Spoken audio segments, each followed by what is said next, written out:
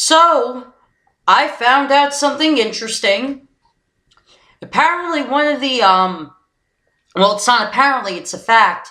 One of the leaders of the Women's March on Washington was put in prison for 25 years for secondary manslaughter and kidnapping of an elderly man.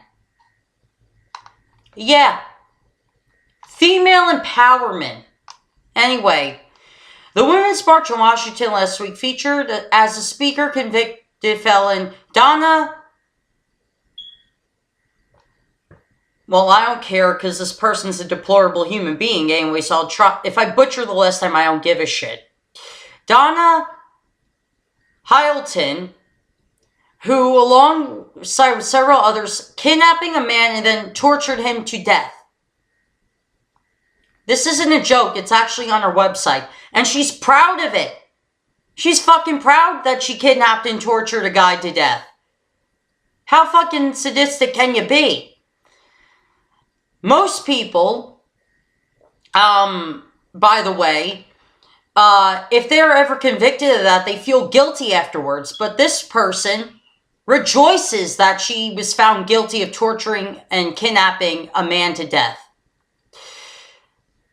Hylton's name is listed on the Women's March website alongside with prominent liberals like Planned Parenthood Representative Cecile Richards, actress Gloria Steinem, filmmaker Michael Moore, and CNN commentator Van Jones. Hylton, alongside with three men and other three women, kidnapped a 62-year-old real estate broker, Thomas Villar. This is an Italian last name. It's a harder one. Thomas Viglario, and held him ransom before eventually killing him. As noted in 1995 Psychology Today article, when asked about forcibly sodomizing a victim with a 3-foot steel pole, one of Hylton's accomplices said, "He was a homo anyway." Wow. You don't really represent women's rights or people for human rights in fucking general, lady. You were convicted for secondary manslaughter and torturing a guy to death and kidnap. Yeah, that's not a prominent advocate for women's rights or rights in general. Speaking about Hylton, New York City Police Detective William Sperling told Psychology Today, "I couldn't believe this girl, who was so intelligent and nice looking, could be so unemotional about what she was telling me and her friends had done. They squeezed the victim's testicles with a pair of pliers, beat him, and buried him. Burned him."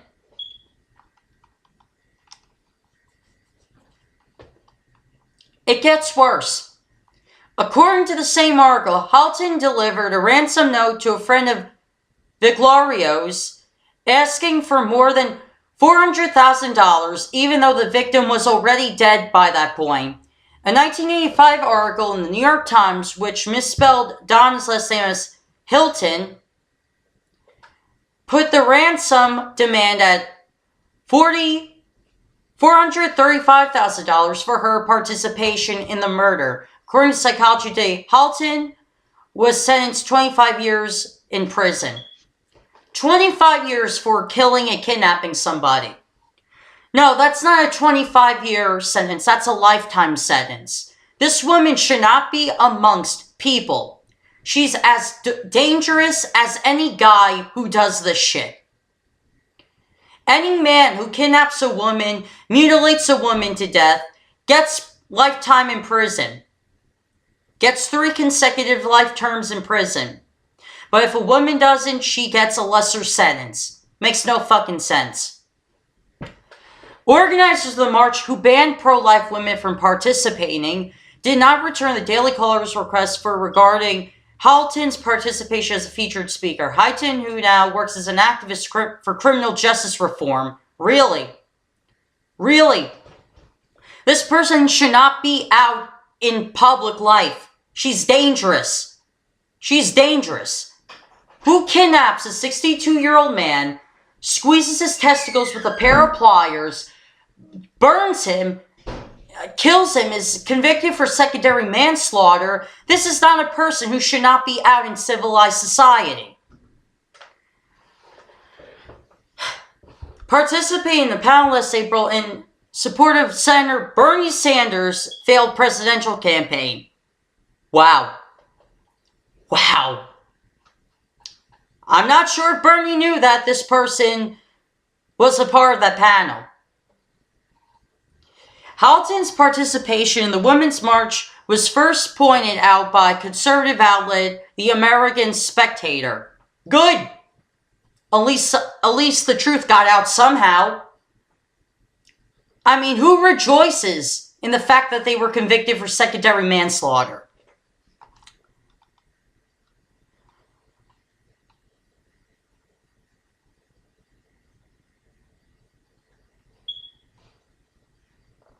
Correction, this article originally attributed the quote from Halton's accomplice to Halton. Okay. At least they made a correction. But see, here's the point though. This person does not represent women. This person does not represent human rights, because obviously this person was in prison for violating a man's rights. Human rights at that. You know, women's rights are not only human rights, so are men's rights. And this person got 25 years in prison for secondary manslaughter. That says something.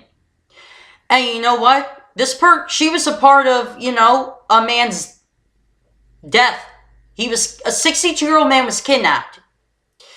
His testicles were squeezed with a pair of pliers. He was burned alive and murdered. You know what? That's a murderer, in my opinion. That's not a civilized human. A civilized human doesn't fucking murder people. Anyway, I want to make a video on this because I just find it hypocritical that this person was even there. This person should still be behind bars. 25 years is not enough for manslaughter. Men and women that are victims of manslaughter, their perpetrators should get lifetime in prison. They shouldn't be able to see daylight again.